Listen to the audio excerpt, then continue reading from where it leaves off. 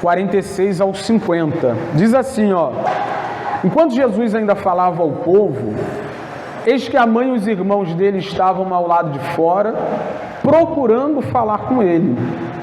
E alguém lhe disse: a sua mãe e os seus irmãos estão lá fora e querem falar com o Senhor. Porém Jesus respondeu ao que lhe trouxe o aviso: quem é minha mãe e quem são meus irmãos? Quem é minha mãe e quem são meus irmãos? E estendendo a mão para os discípulos, disse: eis minha mãe e meus irmãos. Portanto, aquele que fizer a vontade de meu Pai celeste, esse é meu irmão, minha irmã, minha mãe. Te louvamos, Pai, bendizemos o seu nome, pelo privilégio de estarmos aqui, mais uma vez, Senhor, diante de Ti, cultuando, adorando e louvando o Senhor, e também disponíveis para ouvirmos a Sua voz. É a Sua palavra, Pai, infalível, inegante, perfeita palavra, viva e eficaz, que santifica o seu povo e edifica o seu povo. Que assim seja essa manhã, que seja da sua vontade, sejamos edificados, aperfeiçoados, abençoados por meio da sua palavra, em nome de Jesus, amém. Você que está acompanhando esse capítulo, os capítulos, na verdade, 11 e 12, todo, a exposição dele todo, você sabe que esses dois capítulos falam única e exclusivamente da reação de algumas pessoas ou grupos específicos de pessoas em relação ao ministério de Cristo. Você já sabe disso, você já aprendeu isso. E aqui, irmãos, eu acho, fazendo uma leitura do texto, ao longo da semana, eu monto pregação assim, né? Passo a semana toda olhando o texto. Aí eu começo na segunda, aí eu abro no celular, aí eu vou olhando para o texto, vou me familiarizando com o texto, né? Aí na terça-feira eu já olho, aí eu vejo o que salta assim aos meus olhos, o que me chama a atenção, aí eu já olho ali com um pouco mais de cuidado. Chega lá para quarta-feira eu começo a montar. Aí começo a colocar os versículos que vão ser usados, assim, que tem alguma conexão com o texto, no bloco de notas, né, do telefone. Aí começo a olhar comentário e tal, mas é no sábado à noite que eu finalizo todo sermão que eu prego aqui, e Lana é testemunha, né? Hoje a gente está dormindo na sala, para a glória de Deus, tu não fica rindo não, tá? Está dormindo na sala porque a gente está reformando, verdade, finalizando, né? Estava conversando com o Magno ali, né? Lá a gente não está reformando nada, na verdade a gente está dando o acabamento que faltava na parte de cima da nossa casa, já que o Tomás está chegando aí. E aí, né, mó luta, mó peleja, né? Mas tem vencido com a graça de Deus, com a ajuda dos irmãos aí. Tenho orado pelos irmãos que têm lá em casa. Não tenho dinheiro, mas tenho orado por vocês, né? Então a gente está dormindo na sala, tem sido desafiador. Aí luz acesa na cara da Ilana, a Ilana ali com cobertor no rosto, aquela coisa toda. Mas sábado à noite é o meu momento com a mensagem do domingo de manhã, irmão. É o meu momento. E preciso confessar para vocês que ao longo da semana, olhando para o texto, só ontem me ocorreu algo extremamente claro no texto. Extremamente claro no texto. Se desde o capítulo 11... Mateus se ocupou de falar sobre as reações das pessoas que tiveram contato com Cristo em relação ao ministério do Cristo, nós não podemos estar diante de um texto que fale algo diferente disso. Mas isso é lógico, mas só me ocorreu ontem à noite. Só ontem à noite que eu vi que está aqui diante de nós o fechamento perfeito dessa sessão. Mateus começa falando da reação de João Batista em relação ao Cristo. Depois ele fala da relação dos judeus e principalmente dos fariseus em relação ao Cristo. E agora ele está falando sobre a reação da família do Cristo. O Cristo é uma família. Tinha um pai que o adotou, José, né?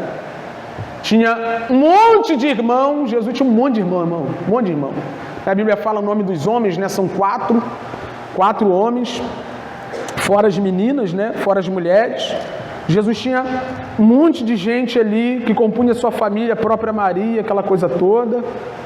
E como você conhece o texto bíblico, Jesus cresceu em graça perante a Deus e perante os homens, principalmente os homens da sua casa, sua família.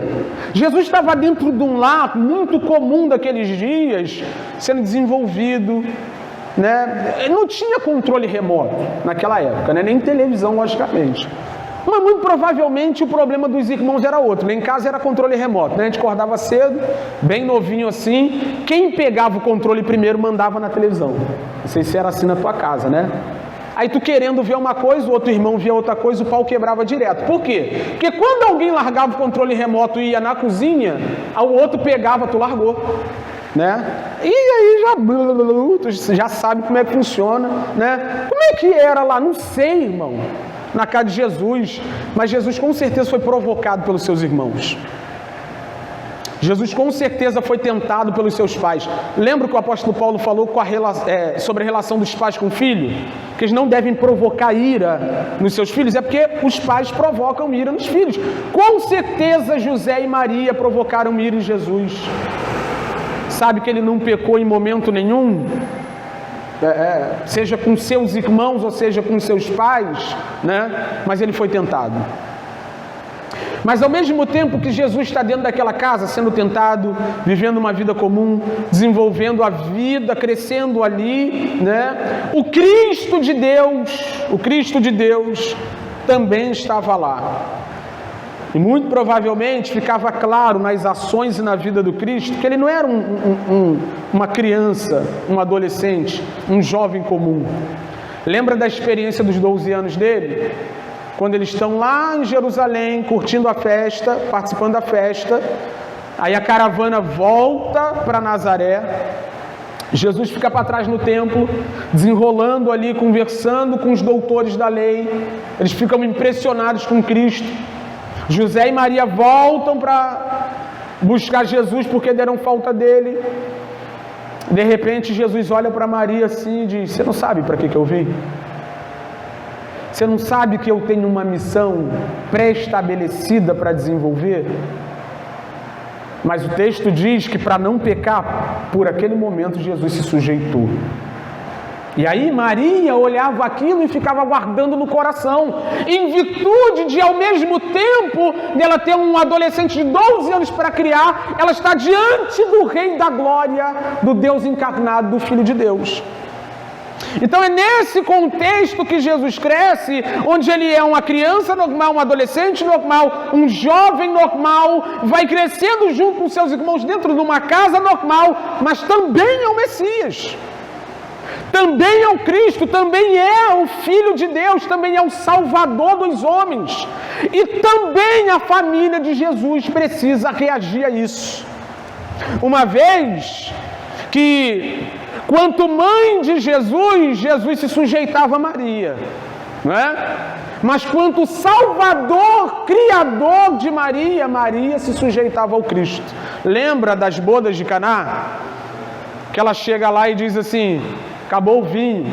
É como se ela estivesse dizendo: faz alguma coisa aí, resolve o problema aí. Jesus olha ela assim: mulher, tá vendo? Não é nem mãe. Porque Jesus estava colocando ela no seu devido lugar. Mulher, o que tenho eu contigo?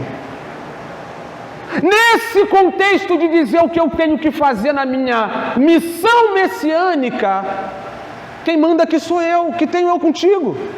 A gente vai falar um pouco mais sobre isso daqui a pouco, mas é para que a gente comece a entender que Jesus está dentro dessa casa, dentro dessa família extremamente comum daquela época, mas ele não era tão comum assim, ele era o Cristo. E sua família precisa lidar com isso. E quando a gente olha para o texto que está diante de nós, é disso que o texto está falando. Do mesmo jeito que João Batista teve uma reação específica em relação ao Cristo, do mesmo jeito que os judeus tiveram relações específicas em relação ao Cristo, Do mesmo jeito que os fariseus tiveram uma relação específica em relação ao Cristo, agora a família de Jesus também tem uma reação específica em relação ao Cristo. Eu vou ler o texto, não tem muita coisa para falar aqui, porque o texto é bem curto, está muito explícito, né?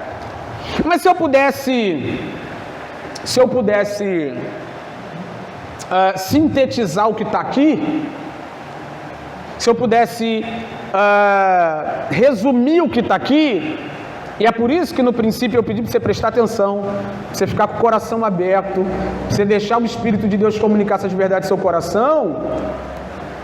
Nós estamos falando de que os laços espirituais são extremamente mais relevantes, mais importantes, mais profundos, mais significativos, mais valiosos do que qualquer laço humano.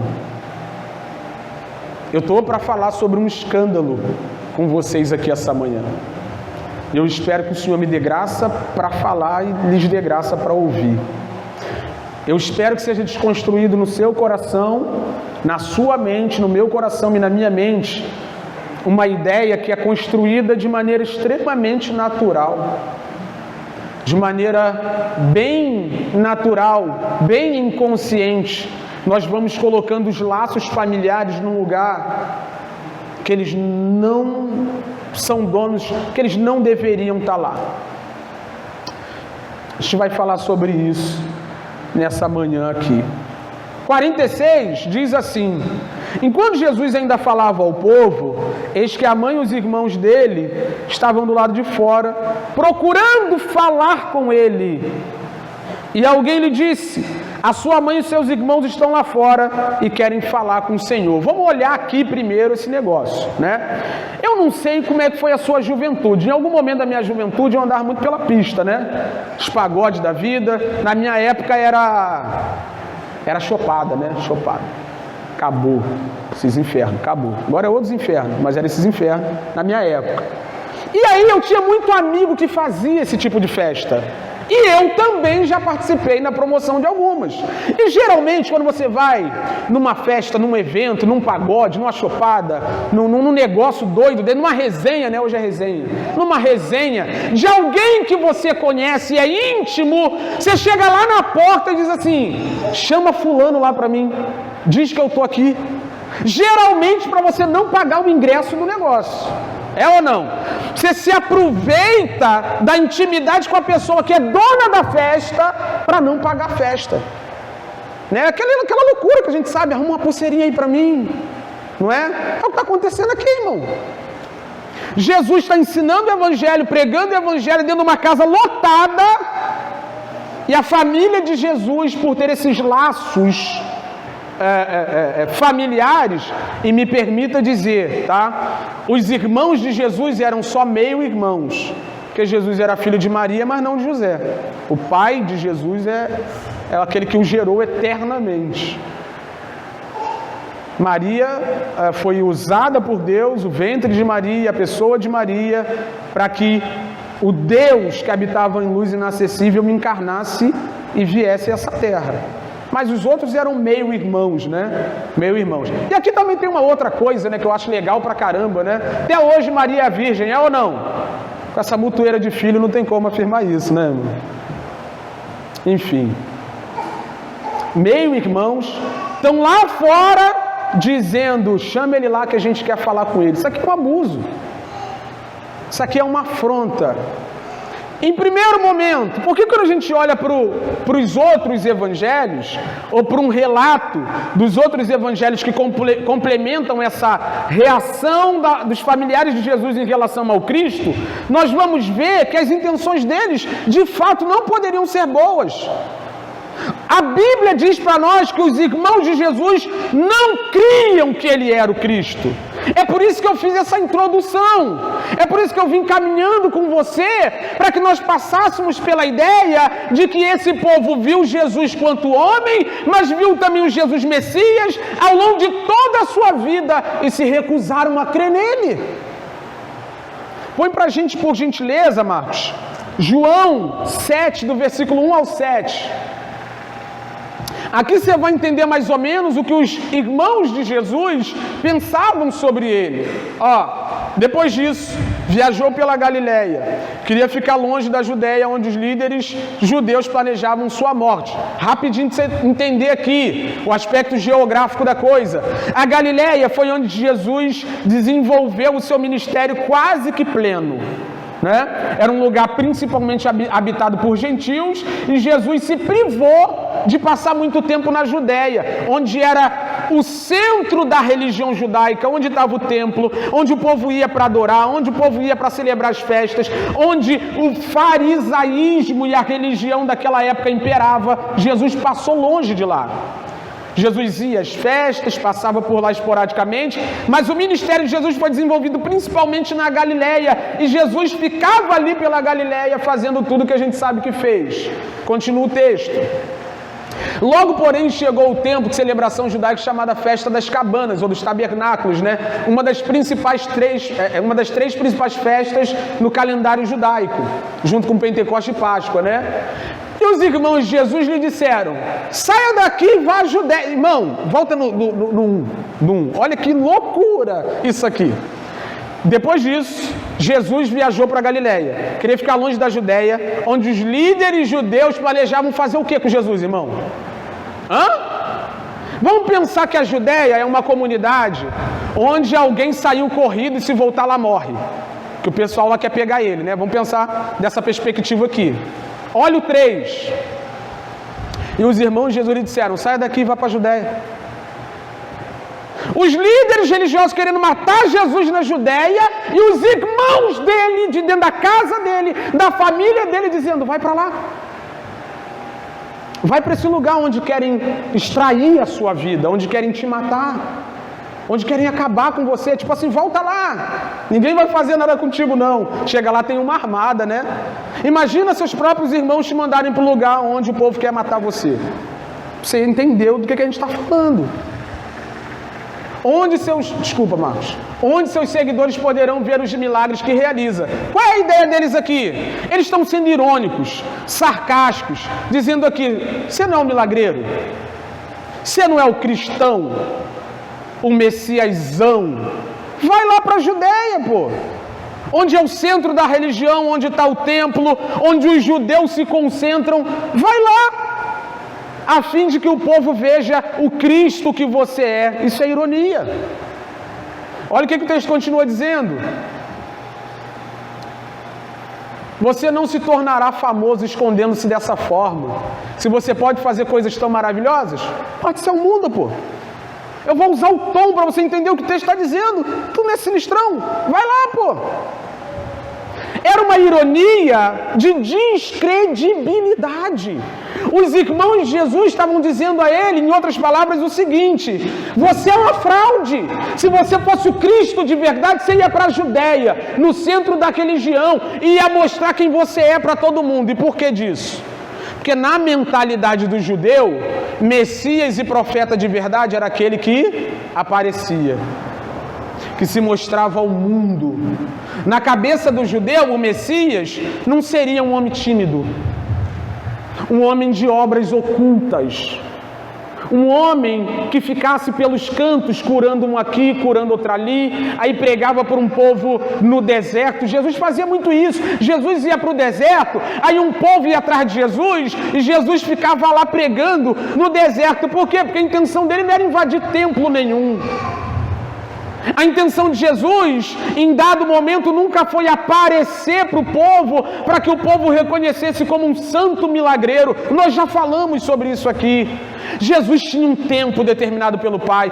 Coisa linda, o Alex pregou na semana passada aqui sobre aquele cordeiro que era guardado para um determinado momento. Lembra? O cordeiro pascual? Irmão, o plano de Deus é sincronizado.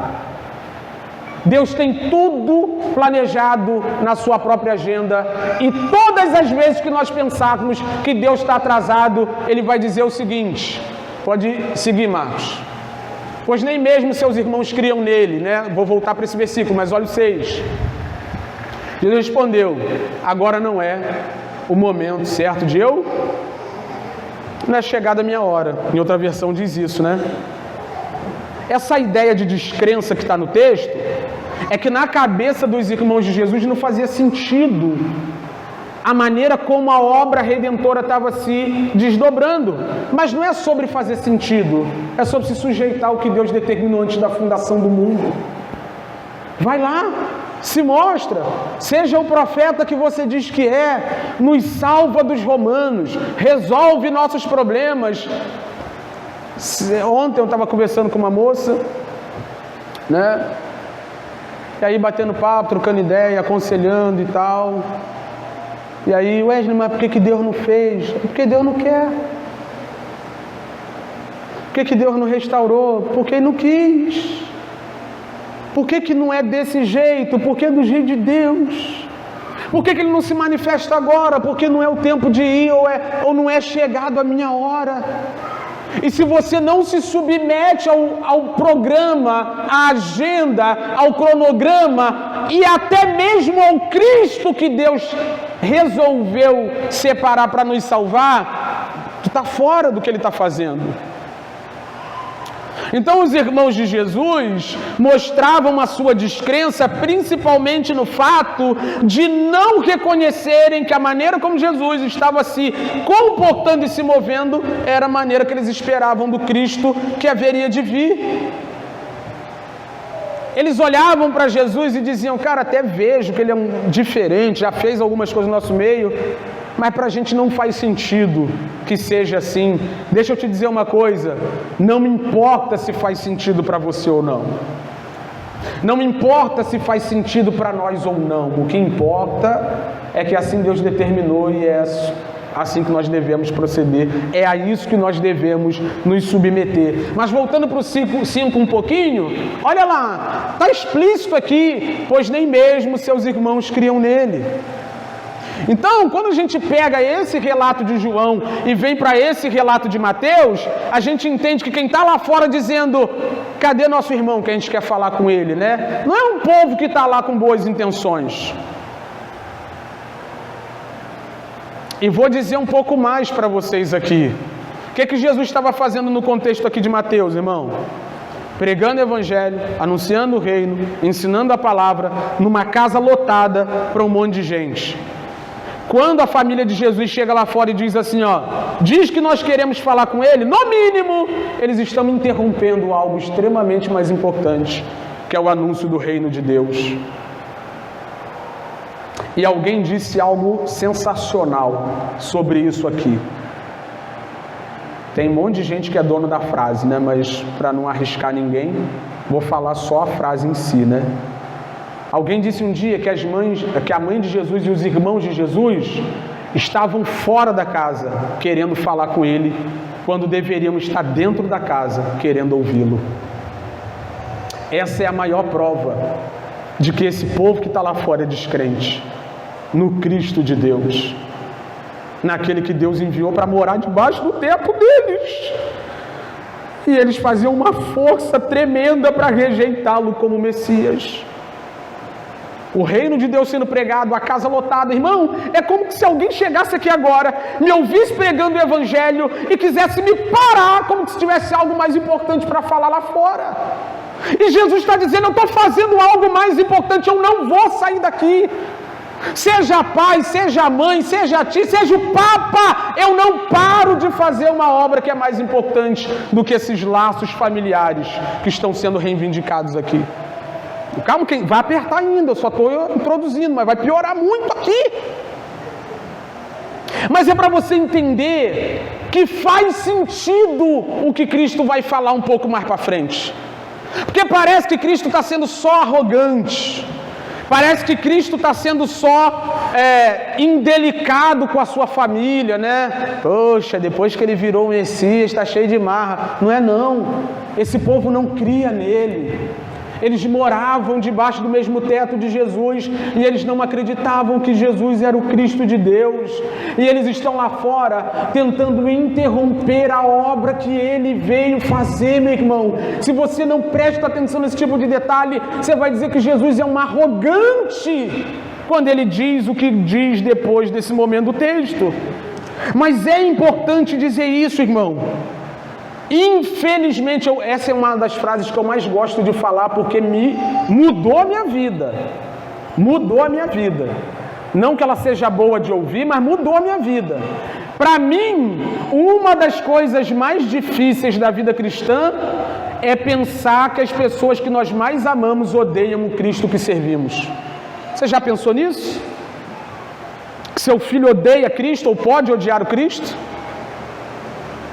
Que seu pai, sua mãe, sua filha, seus amigos vivem uma vida que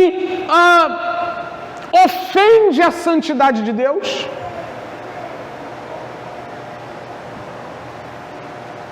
A coisa mais comum nos dias de hoje é que alguém dentro de uma casa ame Jesus rodeado por pessoas que o odeiem. É gente que se converte sozinho no meio de uma família que é bagunceira. É gente que vem a Cristo para depois começar a evangelizar toda uma família. É gente que tem que ir para churrasco de família e ficar ouvindo que pastor é tudo ladrão. Não que alguns não sejam, né? É gente que tem que ficar no meio da família, naquele churrasco, né? Onde tem o tiozão lá e o tiozão fica te botando pilha. Vai namorar? Não. Nessa sua idade eu pegava um montão ao mesmo tempo e tu ali no Senhor, meu Deus. Meu Senhor. As meninas, né? Vai ficar para titia. Não traz um homem aqui em casa. E você no Senhor, sabendo que está sujeito ao Cristo de Deus, né? Coisa mais comum do mundo é nós estarmos inseridos no meio de pessoas que odeiam o Cristo que nós amamos. E muitas das vezes as pessoas são os nossos familiares. E aí você pode pensar, Wesley, né? Não é bem assim não, é assim sim. Põe pra gente, por gentileza, Marcos, 49:15 de Isaías. Esse texto aqui tu conhece de cor e salteado, ó. 15:19 de Isaías, 49:15 de Isaías. Pode a mãe se esquecer de um filho que ainda mama? Pode ou não? Pode ou não? Não, isso aqui é uma pergunta retórica e provocativa, tá? É porque pressupõe-se que uma mãe que amamenta um filho jamais o esqueceria. Pressupõe-se. Mas por causa do pecado, a gente tem visto nos dias de hoje, sobretudo, um lobby para que a criança nem ao peito chegue. Vai embora direto do ventre. Se uma mãe é capaz de abortar uma criança, né? Quando estava conversando, a gente está conversando, né? Conversando. A Ilana estava vendo um vídeo onde aquelas pegadinhas, né, do pessoal da direita. O pessoal da direita ama uma pegadinha. Aí o cara foi, né, pegou um documento, não foi isso, Ilana? Aí assinou para a pessoa concordar com a defesa dos filhotes de animal, ou de animais, né, de modo geral. Você concorda com a defesa da vida dos filhotes de animal, tal. Aí a pessoa, concordo, tem que guardar os animais e aquela coisa toda. No final a pessoa disse assim, aí também é um tratado contra o aborto para defender os filhotes dos homens, né? Pessoal, aí não, pô. Aí não. Mas como assim, pô? Como é que você consegue cuidar do filhote de animal e não cuida do filhote de criança? De filhote de humano, né, de ser humano, de uma criança, si, tal. Então a gente vive num tempo que isso aqui faz todo sentido, onde as mães que geram seus próprios filhos os odeiam a ponto de não querer que eles nasçam e cheguem ao peito sequer. Então, eu vou voltar para esse texto num outro momento, tá? No final do texto, mas olha lá, pode deixar de sentir amor pelo filho que ela deu à luz? Pode, irmão! Claro que pode! Todos nós, irmãos, estamos sujeitos a sermos abandonados pelos homens, inclusive os da nossa casa. Um dia eu estava conversando com alguém sobre divórcio, né? O que a Bíblia fala sobre divórcio? Tal, aquela coisa toda, não sei o quê. Aí falando sobre o que a Bíblia permite e o que a Bíblia não permite. A gente estava falando sobre o abandono do infiel, essa coisa toda. Aí a gente entrou na parte da agressão, né? Da agressão física. Quando o cara bate na mulher ali, né? Pastor, como é que é quando o cara bate na mulher? Quando o cara bate na mulher, a gente leva na 35. É a delegacia mais perto daqui. A gente pega, né? E aí, irmã, vamos lá da parte? Vamos lá, a gente vai junto, ele não vai fazer nada com você. Aqui na igreja tem professor de Muay Thai, aqui na igreja tem faixa preta de Jiu-Jitsu, aqui na igreja tem faixa roxa de Jiu-Jitsu, até os faixa branca. Deu, Ageu? Ageu, né? Caçador de faixa azul, ele, é o título dele, né? Caçador de faixa azul. Até eles vão pro rolo. Nenhum homem aqui vai bater numa mulher da igreja, vai ficar por isso mesmo. Nenhum! A gente vai na delegacia, vai da parte dele, e se ele ficar muito de marra, que Deus nos ajude. Que Deus nos ajude, irmão. Que a gente não vai ficar indiferente em relação a isso. Deus não fica, não é? Mas a grande questão é, qual é o juramento que o cara faz no altar? Qual é? Amar em todas as circunstâncias, na saúde, na doença, né? Tu sabe como é que funciona. E aí o cara que jurou amar a pessoa, proteger a pessoa, é o primeiro a colocar a vida da pessoa em risco. Então pode ou não pode uma pessoa que tem um laço profundo com alguém abandonar esse laço e prejudicar essa pessoa? O que eu estou querendo te dizer com tudo isso? É o que aconteceu com os irmãos de Jesus, irmão. Os irmãos de Jesus, por mais que tivessem sido criados com ele, o abandonaram na sua missão e não o reconheceram como Cristo. Você também vai passar por isso, pode passar por isso, geralmente passa por isso. E por isso, os laços espirituais se sobrepõem aos laços humanos. Simples assim. Porque o texto continua, a gente vai voltar depois para esse aí, né? O texto continua lá em Mateus e ele diz assim, ó. Versículo 48. Porém, Jesus respondeu ao que lhe trouxe o aviso: quem é minha mãe e quem são os meus irmãos? E estendendo a mão para os seus discípulos, disse: eis minha mãe e eis meus irmãos.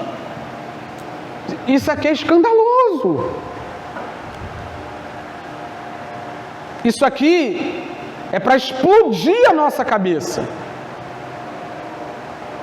Porque na maioria dos casos, igreja é só mais uma coisa da nossa vida, né? O aspecto religioso da nossa vida.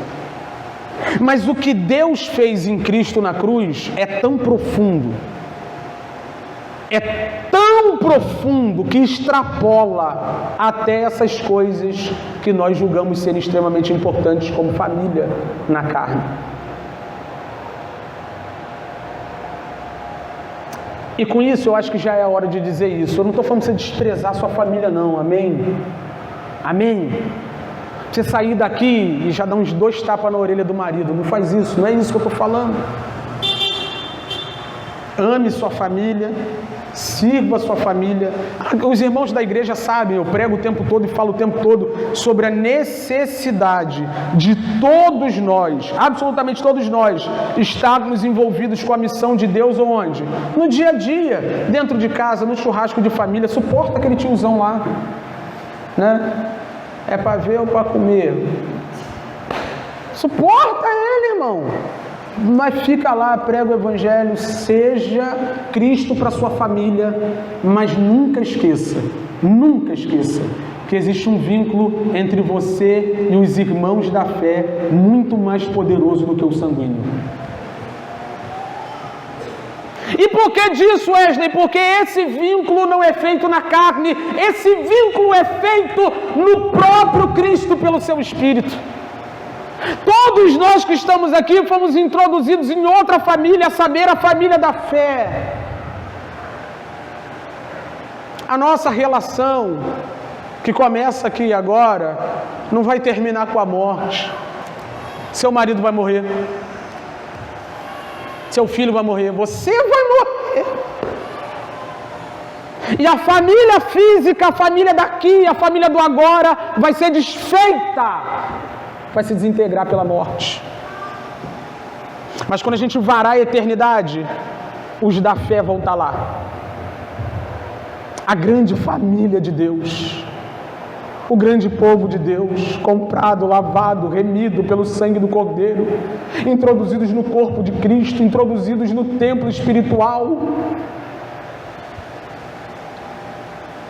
Isso é extraordinário, irmão. Isso é extraordinário. Quem pode nos separar do amor de Deus? Nada. mas você não está vinculado ao amor de Deus sozinho.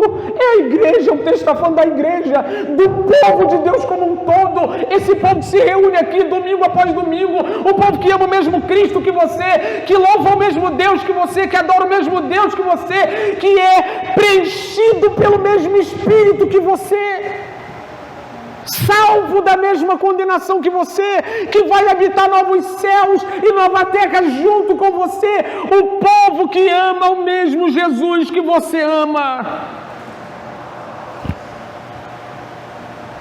E você precisa entender isso, irmão. Nós precisamos entender isso. É o que eu estou te falando.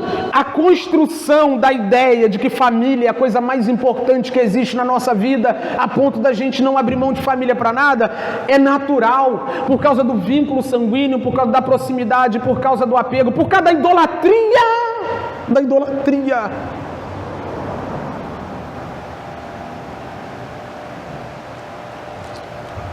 Mas a família da carne não é o meio de redenção que Deus escolheu para você. Na verdade, quando você olha lá para o início, família foi estabelecida por Deus para alguns propósitos específicos. Para que Deus fosse glorificado através dela e não que ela fosse um fim em si mesmo. Família não é sobre minha realização pessoal. Ai meu Deus, quando eu tiver o meu filho eu vou realizar o meu sonho. Tu não entendeu nada. Quando eu casar, meu Deus, a minha vida vai ser plena luta. Plena luta. Plena luta, para a glória de Deus. Vamos voltar em Mateus mesmo, irmão, capítulo 10, versículo 34. Você precisa entender isso aqui, você precisa entender isso aqui. Sua família, seu filho, seu marido, sua esposa, seus primos, sua tia, sua avó que veio, visitar você. Estava conversando com Moisés ali, Moisés daqui a pouco dele. Já foi, né? Moisés falou comigo, Wesley, acho que é a bisa dele, bisa dele. Veio, só viu ele pequenininho, agora voltou depois de muitos anos e falou, vou ter que ir lá e tal. Extremamente normal, irmão. Se você me ligar e falar assim, pastor, não vou na igreja hoje não, tem uns parentes meus que vieram ali de Nova Iguaçu ali, vieram aqui para Campo Grande aqui, e a gente vai fazer um churrasquinho, dá para eu dar atenção? Irmão, em nome de Jesus, vá lá, dá atenção para sua família. Você é obrigado a ser hospitaleiro, a receber bem, a comunicar o Cristo, Paga um churrasco para eles, não é disso que eu estou falando. Eu estou falando quando a relação familiar atravessa a relação com o próprio Cristo, com a família da fé ou com as coisas de Deus. Olha lá, Não imaginem que eu vim trazer paz à terra. Não vim trazer paz, mas espada, nem em outro lugar parece guerra. Vim para pôr o homem contra seu pai. Que loucura é essa, irmão? Não, me explica aí que doideira é essa aí. Que Jesus veio para botar o homem contra seu pai. Olha lá, a filha contra a sua mãe e a nora contra a sogra é mais normal, Mas brincadeira, irmão. É brincadeira. É assim, sogra é uma bênção. Meu Deus. Olha lá, seus inimigos estarão em sua própria... Do que ele está falando aqui? Quando ele diz os seus inimigos estarão na sua própria casa, ele está falando dessa ideia de nós amarmos e adorarmos o único e verdadeiro Deus e eles não. E isso não serve só para mim e para a sua família, isso serviu para a própria família do Cristo. O próprio Jesus teve que lidar com a incredulidade dos seus próprios irmãos. Se os irmãos de Jesus eram incrédulos nele, imagine os seus. Imagine os meus. Então a gente fica pegadinho, Ai, meu Deus, meu filho. Ai, minha esposa, minha esposinha. Aquela coisa toda. Morreram no seu lugar? Entregaram a vida por você? São perfeitos em todas as ações contigo? Te reconectaram ao Pai? Promoveram reconciliação? Te salvaram do inferno? Te tornaram membros da família da fé, da família da graça, da família de Deus. Homem algum é capaz de levar homem algum ao próprio Deus, senão o próprio Deus encarnado que se fez homem, o Cristo. Como que eu vou colocar a minha vida e a vida da minha família, minha relação familiar, acima da relação que eu tenho com esse Cristo? Aí você pode ficar se perguntando, né, Wesley? Não, mas eu tenho uma relação com Cristo. Você acha que essa relação com Cristo se mostra onde, irmão? Quem é o corpo desse Cristo? Quem é um membro da família da fé? Quem é que faz parte do mesmo corpo que você? Quem é que ocupa o mesmo aprisco que você ocupa como ovelha? Quem é que compõe o templo espiritual onde o Espírito habita? Essa pessoa bonita que está do seu lado.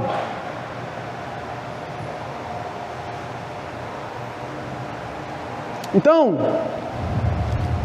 né, isso faz parte da nossa predisposição natural de valorizar as coisas, valorizar as bênçãos, valorizar os benefícios, as dádivas. Irmão, família é uma bênção, família é uma dádiva. Torna a dizer para que eu não fique aqui, sabe, vendido. Em nome de Jesus, ame sua família, ame seu marido, ame sua esposa, ame seus filhos, faça tudo o que você puder, mas o dia que eles atravessarem o caminho de Cristo, o dia que a sua família se colocar entre você e o Cristo, o dia que sua família se colocar entre você e tudo aquilo que diz respeito ao afeto, vai ter que fazer uma escolha. Ele continua lá, ó. Quem ama seu pai ou sua mãe mais do que a mim não é digno de mim. E quem ama seu filho e sua filha mais do que a mim não é digno de mim. 38. Quem se recusar a tomar a sua cruz e me seguir não é digno de mim. Então você vai ter que tomar uma cruz. E do mesmo jeito que os familiares de Jesus estavam nesse momento fora da comunidade da fé, você precisa entender que de repente os seus também estão, e você não pode abandonar Deus por causa deles. Ah, Wesley, mas minha esposa não quer ir. Arruma as crianças e vem, pô. Ah, Wesley, mas meu esposo não quer ir, né? Bota as crianças no Uber e vem. Ué, não tem dinheiro porque ele que paga o Uber, a gente dá um jeito. A gente vai lá e busca, a gente resolve o problema, mas vem servir o seu Cristo, vem comungar com os irmãos, vem fazer parte daquilo que Deus está fazendo no mundo. Não deixa de maneira nenhuma, nem a sua família, se interpor entre você e Deus, entre você e Cristo, entre você e aquilo que está proposto, para que você viva como um cristão, sabe? E assim, eu não falo isso com alegrão, eu não estou alegrão aqui, irmão, felizão, né? É muito dolorido. Às vezes você tem que ficar distante de algumas pessoas que blasfemam do seu Deus, sabe? Tem que pegar as crianças, vir sozinha para a igreja, porque o maridão está lá, odiando o Cristo que te salvou. Aí a esposa fica em casa, né? Ah, hoje eu não estou afim, não. Aí, os homens sofrem comigo, né? Os homens, né? A gente está na reunião de homem, eu falo, tu que não puxa a fila e a liderança da tua casa para que a tua casa sirva ao Senhor, não para tu ver. O dia que o filho e a mulher falar, ah, hoje eu não estou afim, não vai ter respaldo não, hein? Não vai ter respaldo não. Lembrando sobretudo que salvação é... Tá vendo como é que você sabe? Então vem servir o seu Cristo, vem amar o seu Jesus. Lógico que eu não estou conseguindo esgotar todo o contexto de gestão familiar, cada caso é um caso, cada família é uma família, aí tem que ter um diálogo, tem que ter uma conversa para também a vaca não ir para o brejo de vez. Mas se você tiver de escolher entre Cristo e qualquer pessoa que seja, ainda que seja sua família, você tem que fazer como Jesus fez. 49, e estendendo a mão para os seus discípulos, disse: eis minha mãe e meus irmãos. Portanto, aquele que fizer a vontade de meu Pai celeste, esse é meu irmão, minha irmã e minha mãe. Isso aqui é sensacional, irmão. Isso aqui é maravilhoso, porque a consciência que nos falta sobrava em Jesus. Sobrava em Jesus. Jesus tinha plena consciência que por mais que ele amasse Maria, José, Judas, Tiago, os outros dois que me fugiram o nome, acho que um era Tadeu, por aqui no 13, Aqui, ó. 13:55. Põe aí pra gente. Mais um sinal, né, de rejeição dos conhecidos de Jesus, ó. O contexto está falando da rejeição dele em Nazaré. Aí alguém disse: não é esse filho do carpinteiro? Conhecemos Maria, sua mãe, também seus irmãos, Tiago, José, Simão e Judas. De onde eu tirei Tadeu, meu Deus? Olha lá, ó. Os irmãos dele. Por mais que ele amasse essas pessoas aqui, ele sabia que ele tinha um compromisso maior, infinitamente maior do que os laços sanguíneos, infinitamente maior do que os laços afetivos, infinitamente maior do que qualquer laço. Jesus tinha um compromisso com o Pai e com a igreja que ele veio salvar com o seu próprio sangue. Para a gente encerrar, ele diz o seguinte: portanto, aquele que fizer a vontade do meu Pai celeste, esse é meu irmão, minha irmã e minha mãe. Isso aqui é importante, irmão, porque nós não estamos aqui falando de salvação pelas obras, amém? O que nós estamos dizendo é que os salvos têm um comportamento compatível com aquele que os salvou. Você sabe, já ouviu aqui várias vezes, que o propósito de Deus é criar uma grande família de muitos irmãos parecidos com o primogênito. Quem é esse primogênito, irmão? Cristo. Esse é o propósito de Deus com a igreja. Esse é o propósito de Deus com a família da fé. Que todos sejamos parecidos com o nosso irmão mais velho. E o nosso irmão mais velho, tinha uma peculiaridade no seu comportamento, que os salvos imitam muito bem. Que é o que, Wesley? Está no texto aí. Portanto, aquele que fizer a vontade do meu Pai, esse é meu irmão. Como é que você conhece um genuíno irmão? Uma genuína irmã? Uma genuína mãe na fé? Como é que você reconhece? Está aí no texto. Lucas, capítulo 8, 21, põe lá pra gente, Marcos, lá fica mais claro, ó.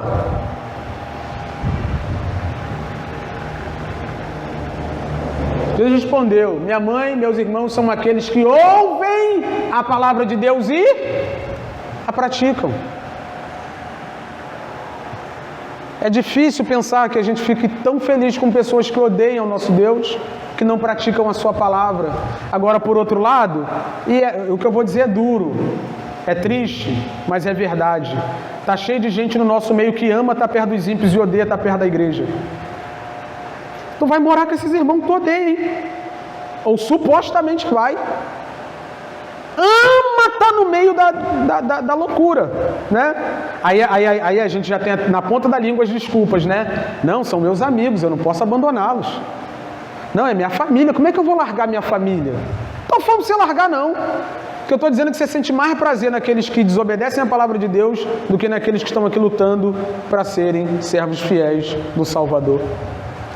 Então Jesus está dizendo o seguinte: meu irmão, minha irmã, minha mãe é o povo que ama meu Pai, que obedece sua palavra. Tem um texto, eu ia separar ele, eu esqueci de anotar aqui, passou batido, né? Acho que está lá no 10. Jesus diz assim, que quem abandonar alguma coisa por ele nessa vida, ainda nessa vida, vai ganhar 100 vezes mais, seja bens e seja família. Aí eu já falei sobre isso aqui no outro momento, né? Mas um dia eu conversando com um amigo, aí o amigo falou: poxa, Wesley, Jesus falou que se a gente abandonar tudo por ele vai dar 100 vezes mais nessa vida, pô, e tal, aquela coisa toda. Então eu posso pregar sobre prosperidade sim. Eu falei para ele: como é que tu ganha 100 vezes mais mães e irmãos? Aí ele não soube me responder, eu expliquei para ele. O texto está falando da família da fé. Quando você abandona tudo por Cristo, até a sua família aumenta. O que Cristo estava querendo dizer com essas palavras, não é que a gente tem que ficar pregando prosperidade igual um doido. É que quando você abre mão de tudo por Jesus, em Jesus você tem tudo, até uma família. Ou seja, se a sua família te mandar embora de casa porque você resolveu ser crente, você pode morar na casa do Júnior e do Magno, porque lá tem piscina. Amém? Junho e do Maio. Tem piscina lá. Irmão, se você for posto para fora de casa hoje, por causa da fé, tu vai morar lá em casa.